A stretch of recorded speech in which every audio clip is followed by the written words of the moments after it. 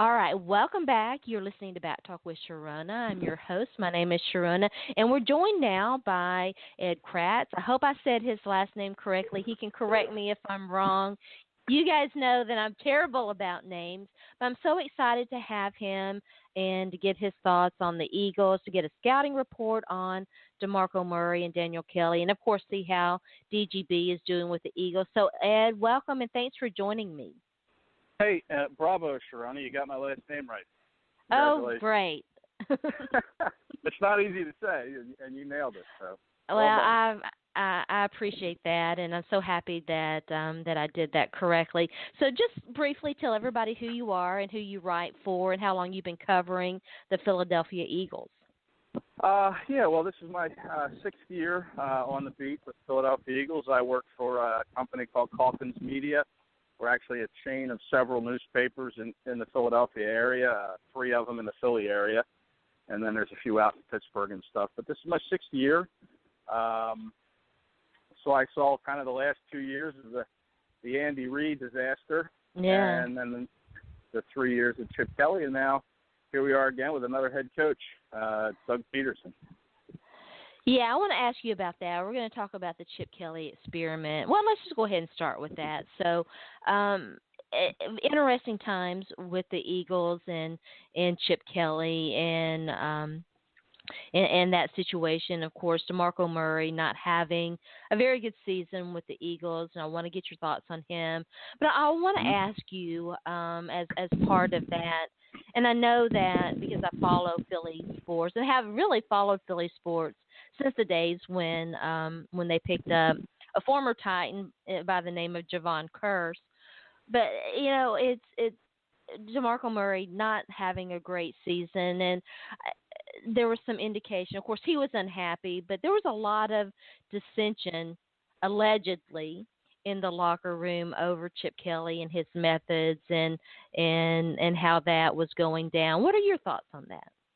Well, yeah, it's all true. You say allegedly, but yeah, after Chip got fired, a lot of the players came out and just kind of said how, he was pretty aloof. He never really tried to build any relationships inside that locker room with the players, and that even extended into the offices inside their training headquarters, where he really never got to know any of the employees. He wouldn't say hi in the hallways, that kind of thing. Yeah. And he was an authoritarian. It was his way or it was the highway. When you talk about DeMarco Murray, when you talked to DeMarco last year when he was here, when you talked to him, he's like, I'm a running back that needs to get touches. I get stronger as the game goes on. And Chip he never really let DeMarco get into a flow within the offense. He insisted on shuttling in Ryan Matthews and giving him some snaps when he was healthy, and then Kenyon Barner. To me, I think Murray was very unhappy with not only that, but I don't think he was really a fit in the zone read kind of offense that Chip ran, and he made no concessions to putting a quarterback under center. Chip would tell you, we put our quarterback under center and we hand off, but he did that very rarely, and DeMarco's the kind of guy that likes to operate in the backfield by himself and get the ball and then read where he's going to make his cut. In the zone scheme, it was kind of strung out along the line, and then he'd have to try to pick a hole, and he just never really got comfortable in Chip's offense. And, he talked to Chip, and, Chip just never relented and just continued to do things his way. And, Murray was very unhappy. So I think he wanted out. Even when they brought Peterson in, and Doug said that, I'd love to have DeMarco back, but I just think it was an opportunity for the Eagles to get rid of a contract that might have been a little higher than they would have liked, and it was negotiated by Chip because he had the general manager duties for that one season. So I think it was a good opportunity for them to get rid of him and recoup a draft pick for Murray back in what was that, the spring, I guess, when they traded him away. Yeah, there's a lot to unpack there, but I want to start with the authoritarian aspect of what you just said, because I think and from the outside looking in, one of the things that struck me about Chip Kelly and his methods was how regimented how much he was like Big Brother, how regimented the diet Yeah. and the sleep and all the monitors, and they measured the pee and all of that stuff. And I was like, man, if I were those guys' agents, I would be extremely unhappy. Yeah, right. And he had them drinking the crazy concoctions, the milkshakes and all that ridiculous stuff. And you know what? Some players like Malcolm Jenkins, who played a league high, I think it was over 1,000 snaps last year. He swore by that stuff. Yeah. So there were guys that did like it, and there were a lot more guys that didn't really like it. So the Eagles did keep some of those protocols in place, and they did away with the sleep monitors and that kind of thing, and filling out questionnaires after practice. And they did away with that, but they kept some of that sports science stuff in place. But the problem with him, when you say authoritarian, was he said, "Oh, I have an open door policy. Come in anytime if you have any doubts or you want to question anything." But the players admitted after he left that they were kind of afraid to go in because they thought if they expressed any displeasure of any kind, that they would be gone. You look at LaShawn McCoy, who they traded away, the organization's all-time leading rusher. Yeah, Deshaun Jackson, he just cut him. He didn't even get anything back for Deshaun Jackson. So, you just kind of look at some of the moves that he made, and it made players kind of feel like they were on eggshells. And even though Chip said, "Hey, come on in and see me anytime," they didn't really feel like they could do that. Yeah. The second aspect of what you just said was the touches thing with DeMarco Murray. And if you talk to or listen to a lot of running backs, I would even go so far as to say the overwhelming majority of running backs, and they will tell you that volume, that's where it's at. If you're not getting touches, it's really hard to get into any sort of rhythm, and the Titans' run game definitely suffered from that under Ken Whisenhunt. So I'm excited to see how what they do, because they are going to be splitting carries and whatnot. The thing about the Murray situation there with the Eagles, and we'll move on to some other things after this, but the thing that concerns me is that there definitely seemed to be a lack of effort. And I hadn't paid attention, but I had noticed that before. How much of a concern do you think Titans fans should have over that? Well, I don't think they should have any concerns. I think if they keep DeMarco happy, then he'll give 100%. You look at how the Cowboys used him 2 years ago when he led the league in rushing. He had over 1,800 yards running and 13 touchdowns and over 400 yards receiving. I mean, they just leaned on him so hard. Yeah. And I think the Titans would be wise to kind of do that, at least initially as the season begins. Get him involved, keep him involved. And I know you have Derrick Henry sitting there who looks like a real talented back through the preseason. But, kind of bring him along slowly. And then, as you build through the season, then maybe you kind of back off DeMarco a little bit, kind of keep him fresh for any sort of a championship push that you're making there in your division. Toward later in the year, and then you start working Henry in there. But if I'm Ken Whisenhunt, I'm coming right out of the chute, and I'm running DeMarco Murray as many times as I can. I'm going to get him involved early and often, and maybe bring Henry in for a series here, a series there. It might not make Derrick Henry happy, but you know what? Look, kid, you're a rookie. Murray's been in this league for years. He's been an NFL rushing leader. I'm riding that horse right now. We'll get you your time. But right now, this is DeMarco's time. That's how I would approach it. Whether he does or not, we'll see. It's so funny that you say that. And I had covered the Titans for a while, and then for the past, during the Whisenhunt era, I sort of stepped back and covered more of the NFL in general.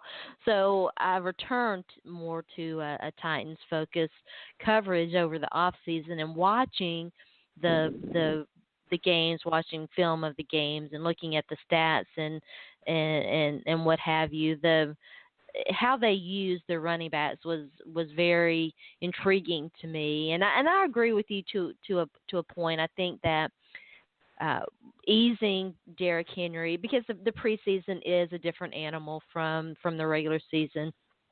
Although I think you can learn some things from it. But I think easing Derrick Henry in does make a lot of sense. But I also think that when you look at the body of work that he put up during the off season and during those preseason games, it's going to be very hard for them not to, because he is such an incredible talent. And there were a lot of people, a lot of analysts who felt like his preseason was stronger than DeMarco Murray. But there's a lot to like about both of them, and certainly they'll both get their opportunities.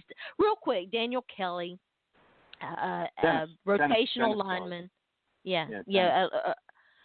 I'm sorry, a rotational lineman that they acquired in that DGB trade. What are your thoughts on him? I really like Dennis Kelly. Off the field, great guy in the locker room, very approachable. Even though he's this monster guy, 6'8", 330 pounds.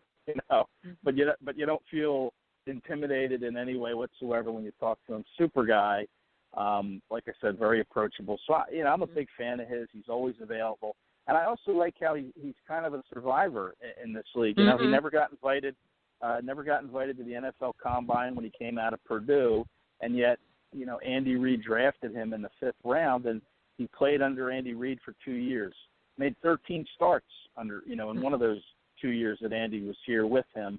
And then they got rid of Andy Reid, and they brought in Chip Kelly, and Dennis Kelly still survived. He was still on the roster.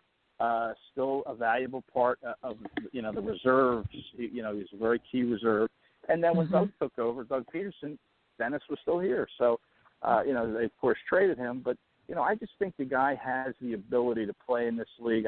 I don't think you don't want to have him play 16 games or 12 games. I think he gets a little exposed the longer he plays. I think the coordinators can kind of figure out some weaknesses with him, but. I think in short bursts, if you need him to come in, if there's an in-game injury or a lineman goes down for a game or two, he can give you quality time on that line. I think his best position, and even though he's 6'8", I think his best position is at guard. Some people will say that's way too big for a guard, but I think he plays pretty well in tight spaces. And I think he's a very good run blocker from that guard spot. I think where he kind of falls down a little bit is when they put him at tackle, when he has to get his feet moving and deal with some edge rushers. He gets a little exposed on the outside. But again, I think he's a guy that has been in this league for I think this is 5 years now, maybe going on his 6th, because he can play and because he can give give a team valuable minutes or even a couple of games here and there if called upon, and be successful.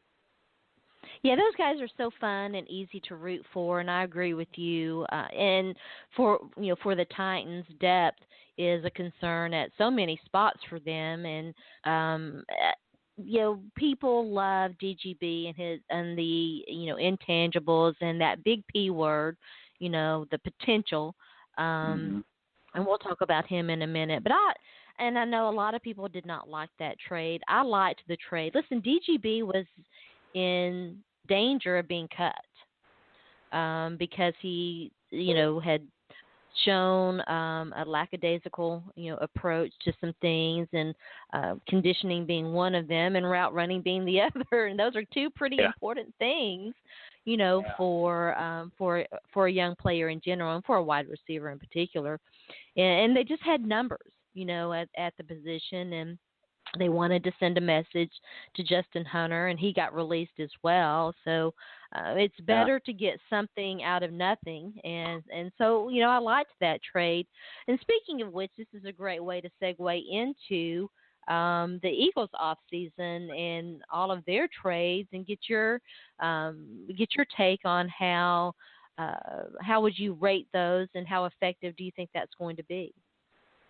Well, I joke around all the time that, I hope Howie Roseman, the GM here, has the unlimited minutes plan on his, whoever his cell provider is, because he really burns up the lines. I think I saw a stat today, tweeted out by a colleague of mine who writes now for ESPN.com, who said that according to Stats and Info, whatever that is, Howie Roseman, or the Eagles, I should say, in general, have made 35 trades since the 2010 season, which is more than double anybody else. So, nobody really does blockbusters even like Howie. You look at, what he was able to do this past Saturday when he sent Sam Bradford, your starting quarterback, a week before the season begins, and he ships his starting quarterback to Minnesota, but in exchange for a number 1 pick next year and a conditional 4th-round pick that can get as high as a number 2 if the Vikings win the Super Bowl. I don't think that'll happen. But, that's a pick that in 2018 could even be a 3rd-round pick if the Vikings get to the NFC Championship game this year. So to be able to get something like that for Sam Bradford, who's been in this league now since 2010 and has never had a winning season. It's crazy. It's nuts. I mean, even the players in the locker room were saying, like, everybody's asking them, like, well, how do you change quarterbacks of the week to go before the season and expect to be successful? And they're like, well, I don't know. I've never done it before, and I don't know anybody that has. So, it's definitely uncharted waters. I mean, that was the big deal. But Bradford was a lame duck quarterback here. He was going to be here for 1 year. He was signed to a lot of money, $36 million over 2 years, this year and next year. So really, it saves the money against their salary cap. It gives them a number 1 pick back, which they had sent away to Cleveland to move up in the draft and get Carson Wentz. So, it's a blockbuster for sure. And then, I think, when you see him trading Dennis Kelly to the Titans for Dorial Green-Beckham and then sending DeMarco Murray to the Titans. I mean, this guy just wheels and deals. Yeah. And today they confirmed the trade. They traded Eric Rowe, the cornerback who they drafted second last year in the 2nd round, I should say. They traded him to the New England Patriots for a 4th-round pick. So, I mean, the grass really never grows under his feet. That's for sure. You better rent your place there in Philly if you're an Eagle player, right? Exactly right. Right. You don't want to buy here in Philadelphia with Howie Roseman in charge. That's a fact. Yeah. But it's crazy. We'll see how it all pans out. Yeah, I mean, I think you shouldn't rate these things really immediately, although we media people do because that's what we do. But, in the long run, I do think that the Eagles are going to win that Sam Bradford trade. And were the Vikings desperate? Does that say more about Teddy Bridgewater's injury than what they're letting on? Are certainly good questions, but it was a lot to give up for a guy. And I completely agree with your description of him. He really, man, it's good to be Sam Bradford. I want to be Sam Bradford in my next life. Yeah, actually, me and you both. We'll be Sam Bradford A and B because, that guy's made a ton of money, over $100 million now with this contract. And never had a winning season. He's been hurt for 2 of those years. And that said, Sharona, I like Sam. I think too. Yeah. He was really comfortable. The media really got to know him better here in Philadelphia in this 2nd year than we did at any point last year when he got traded here. I think he's the kind of guy that takes a little while to warm up to a situation, so it'll be interesting to see how he integrates himself into that Minnesota locker room. But this year through OTAs in May and the mini camp and then the training camp, Sam was really, he kind of joked around with the media a little bit, seemed a heck of a lot more comfortable around us, and even talking to some players that he just seemed more comfortable in the locker room this year through the training camp. And then here they go and trade him to another situation. Plus it's hard. Yeah, it's hard, but don't feel sorry for him because he's made a lot of money, right? Well, I know that, but and certainly money is, it is what it is. But he's also taken a lot of grief, and and it's hard not to let those things bother you. No matter how much money you're being paid, you're still human after all. And here he is about to learn a new offense, and Norv Turner, I'm sure he's done it before. He can do it again. Will scale things down and ease him in. I'm sure that I'll be talking tomorrow with Andy Carlson about who's going to start. I expect Shaun Hill is going to start that first game against the Titans. If he struggles greatly, they may pull him and stick Sam Bradford in. But, you want to get him comfortable and get him familiar with the system before you really throw him to the dogs. And so for that reason, I think that it will be Shaun Hill. But, that's kind of the nature of the beast, I suppose. And, for a quarterback, learning multiple systems is, in a way, it's kind of typical these days when you see all the change that's going on, in the NFL and all of that. But let's talk about your quarterback situation. Carson Wentz, explains to our listeners the historical context in what the Eagles are doing. Well, I kind of wrote about this earlier in the week. Yes, and, you did. You know, yes. Yeah. What they're doing is they're Carson Wentz is going to be only the second rookie quarterback in the Eagles organization to start a season-opening game. And the last time, the first person to do it was all the way back in 1939 when Davey O'Brien did it. And there's an award named after Davey O'Brien, even though he struggled, back in 1939 in his rookie season. He threw 6 touchdowns to, I think it was 17 interceptions. So, the Eagles are really stepping out of their comfort zone by starting a rookie in the season opener, at least historically speaking. Now, it's been done through the league, of course. We've seen it. Yeah. It seems to be happening more and more recently. Of course, Marcus Mariota, right in your backyard there, he did it last year. And, Jameis Winston did it in Tampa, and Andrew Luck did it. Robert Griffin III, who, interestingly enough, will be here in Philadelphia Sunday. Well, we're going to when the see Eagles Dak open Prescott the season. do it. Yeah, and that's right. Dak Prescott, who was a 4th-round pick. Yeah. And they're the only two rookies that are going to start out of this draft class this year, Carson Wentz and Dak Prescott. And really Dak is starting because of an injury to Romo. Right. And, of course, Carson's starting because of that crazy trade of Sam Bradford.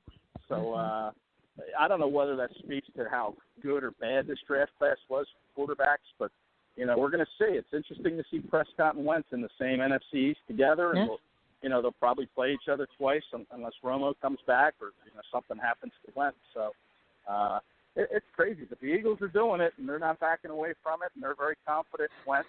Doug Peterson spoke this morning about how he showed up to work today at 5:45 a.m. He peeked in the film room, and there was Carson Wentz already breaking down film of the Browns. So that's the kind of encouraging. kid he is. Yeah, he's a very bright kid. Never got a, everybody says he never got to be in high school or college. 4.0 student his whole life. Very smart kid, picks things up quickly, which is all well and good. But the speed of the game in the NFL is going to be kind of an eye opener for him, and I think it might take him some time to adjust to at least that. I was shocked by the decision. How shocked were you in light of all the injury reports and concerns with him?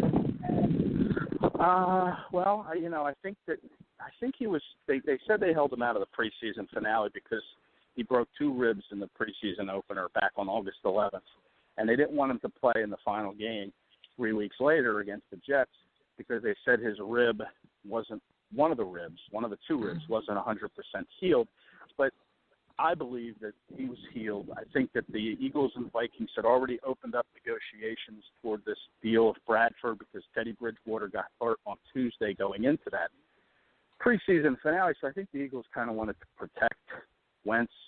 He's fully healthy. That won't be an issue. But, yeah, it was still a surprise on one hand. But on the other hand, if you look at their other option, Chase Daniel, I think that would have gone over kind of like a lead balloon in the locker room. Because and Chase is a great guy, but everybody knows that he's a backup and he's a backup for a reason. He's been in the league since 2009. He's made 2 starts. He's thrown 80 passes. The players know that stuff. So, here players are disappointed Bradford's gone, and now you're going to throw Chase Daniel in there. I mean, they probably would have came out as flat as a pancake on Sunday. So here you named Wentz your starter. There's some juice that they send through the locker room. There's an electricity that will be in the crowd on Sunday against the Browns. And, whether Wentz is ready or not, we're going to find out. But I think the Eagles had to make that move and start him on Sunday. Yeah. I want to ask you about the wideouts and the running games. But before we get there, how real is the concern about the offensive line with the suspension of Lane Johnson? What are your thoughts on him?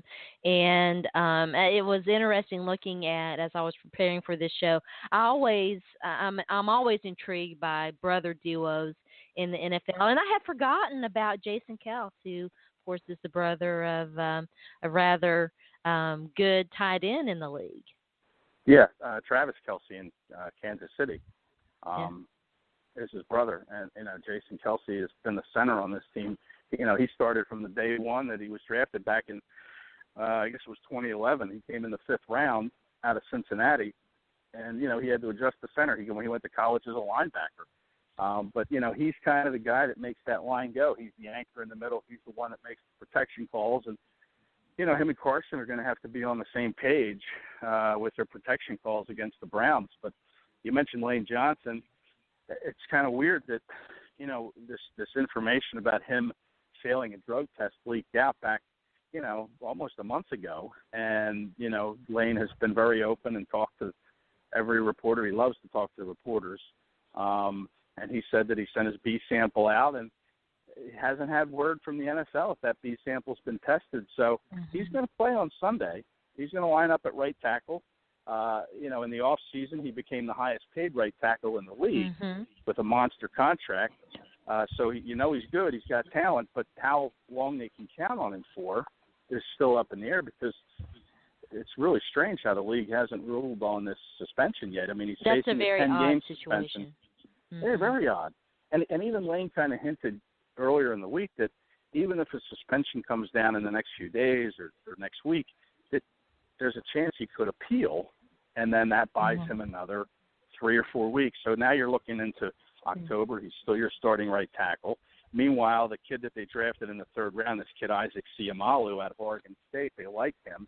He's kind of developing, learning how to play the line. And then if Lane does get suspended, and I say if, a few weeks ago I would have said when, but we just don't know now. But if or when Lane Johnson gets suspended, Siamalu can plug in at left guard. They can move their left guard, Alan Barber, out to the right tackle spot where Lane plays. It's not your best offensive line because Lane's not in there, but it's a very serviceable offensive line. And, of course, that's going to be important to keep Carson Wentz upright and healthy as the 16-game season unfolds. Yeah, that's a great point. And talking about the NFL drug policy and all of that is way beyond the scope of what we can do, because I know you're going to have to go. And I do want to ask you, because we talk about fantasy football, I want to ask you about the wide receivers and the running backs. But you make a great point, and I certainly hope that when the renegotiations come up and when the drug policy is looked at again, that there will be provisions for timely resolution of these things, because not only does it impact the player individually, but it impacts the team so greatly, not knowing. Here they are preparing for week one, and they don't even know, they certainly, in my opinion, cannot suspend Lane Johnson right now again, and that game is upcoming like that. That would, to me, would be like the worst thing. You know what I'm saying? Yeah, it would seem pretty unfair. Yeah, I agree with you. I mean, this should have been resolved. I agree. They need quicker resolutions. I mean, this should have been resolved weeks ago when it first came out. Not now. Here we are on the brink of the season starting, because now at any point when that suspension comes down, it's going to be, all of a sudden you're going to have to readjust. And I think there's a bunch of things they have to revisit. I think the marijuana issue and the suspensions regarding that, it's legal now in a few states, and there's some things they need to address in the next collective bargaining agreement. Absolutely. Absolutely. Real quick, the wide receivers, DGB, you were so kind to send me that video. How is he looking? Sounds like he's going to be. It certainly sounds like there's some discussion he might not make the roster, but give us your scouting report on him. Sure. It's me and some other colleagues that cover the team. We talk about all the time. You say you like the trade, getting Kelly for DGB, who may have been cut. But up here in Philadelphia, we scratch our heads like, how could the Titans give up a 23-year-old kid with this kind of ability, who's a basketball player, really playing football? He caught that touchdown pass against the Colts on a fade pattern. I mean, that's just going to be a big part of this offense, is that fade pattern. Once they get in the red zone, they're going to take at least one shot to DGB. And I think the Eagles are not trying to overwhelm him with too much information, because, like you said, he's got a history of being lackadaisical. Maybe not giving the full effort all the time, but, I think that maybe he looks at this as a wake-up call, this trade. I know the players. Yeah, I mean, Jordan Matthews is on this team. Him and Jordan Matthews, who's from Vanderbilt, they worked out a lot this off season and the season before that, so they're friends. Jordan's a quality guy, just a great guy. I think local kid went to Vanderbilt. Yeah, Vanderbilt kid, great, very bright kid. I think he has a future in this league after football, doing whatever he wants to do, an NFLPA or in the commissioner's office. But I just think he's that kind of kid. But him and DGB have kind of hit it off. Good. So Jordan's taking him under his wing, and I think the Eagles just aren't trying to overwhelm him because of that history of lackadaisical play, not 100% effort. So they're taking it slow with him, but there's going to be packages for him in the offense, and I think he's going to have a pretty nice year, to be honest. I think you can couch that win for win for everyone. Yeah. I think that it was a win for DGB. The Titans are trying to remake their locker room, and maybe there were some elements to that locker room that weren't that weren't steering him, in that right direction, and he needed a change of scenery, and they want to bring in the Titans, they want to bring in the guys that their guys, because it's a new regime, new GM, new coaching staff, and there was certainly a strong indication that DGB wasn't always on the same page with Mike Mularkey, who had issued him some very clear directives, and he still turned up to training camp out of shape and under condition. So, it can be, I think, a good thing for everyone involved. I'm glad to hear that. Hopefully, he will get straightened out. I love Jordan Matthews. Great to hear that. Zach Ertz, is he going to be a big part of that offense? Yeah, I think that's the plan.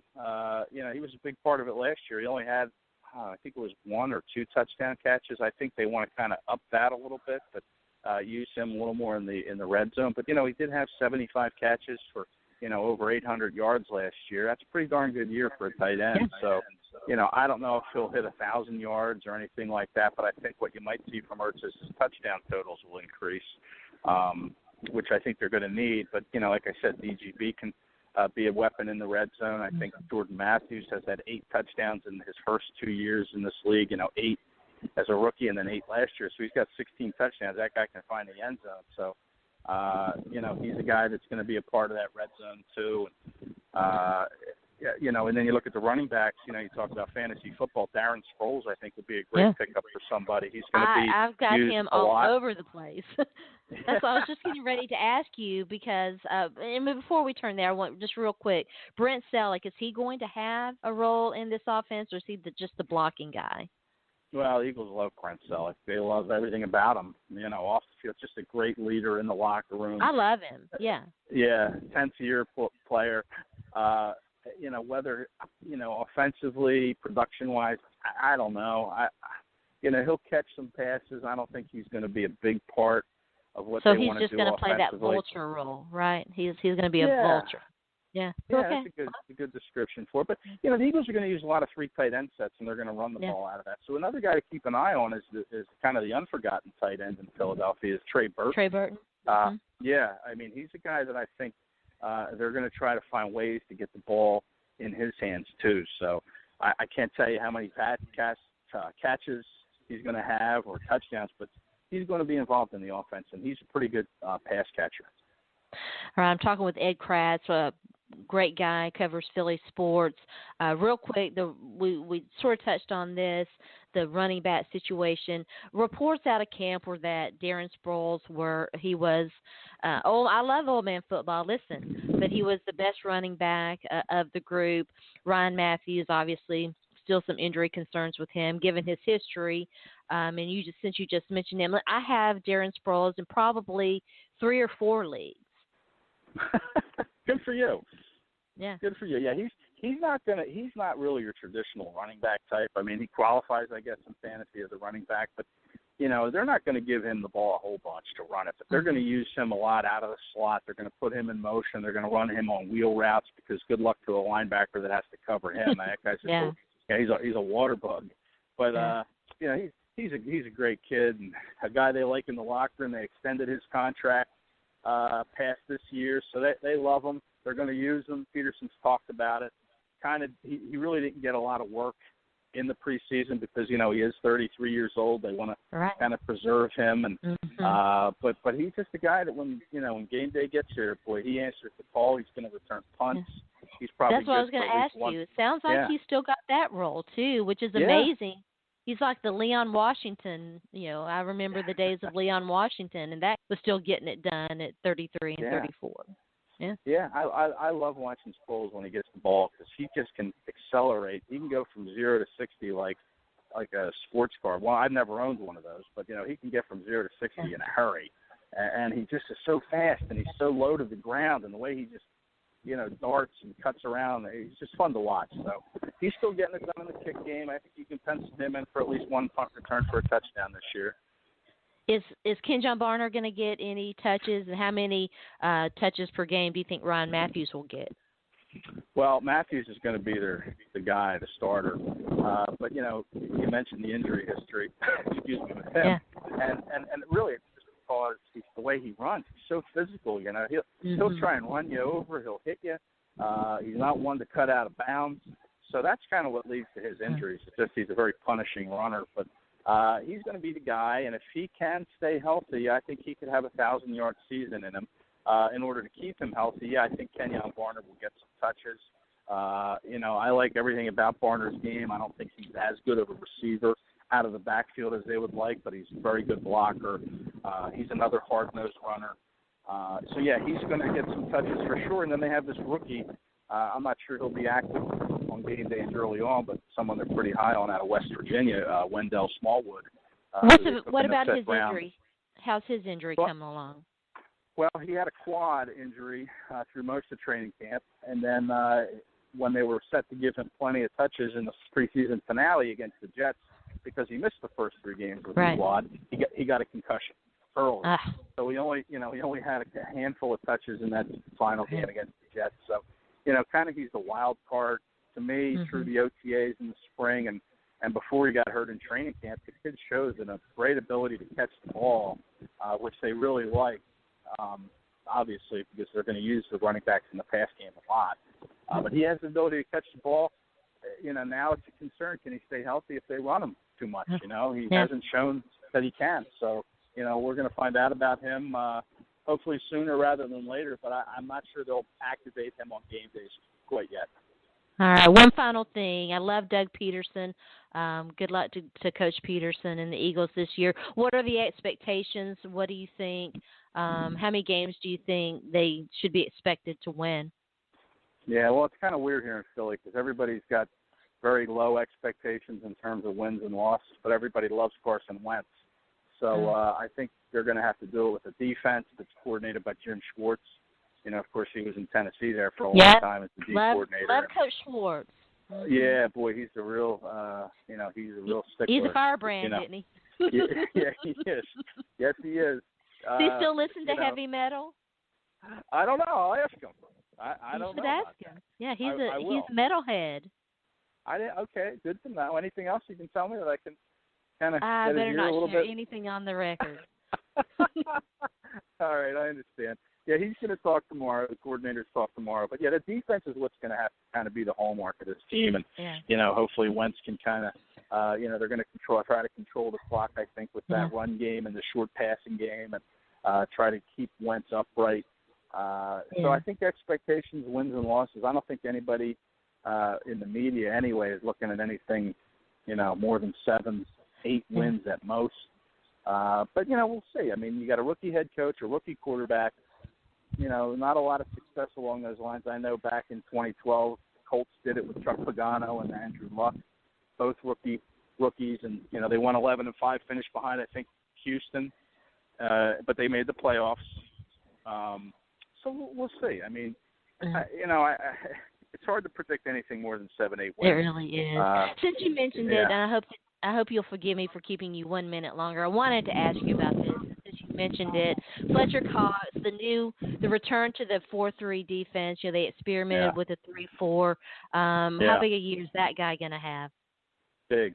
I just saw odds out of Bovada released some odds out of Vegas, 8.5 sacks. Wow. Is what the over-under is. So I'm thinking the over. I think Schwartz is going to find a way to get him. They're going to line him inside, outside, and that guy's he's a handful to block. Yeah. I'm I excited. mean, he'll get double teamed, but he can defeat double teams.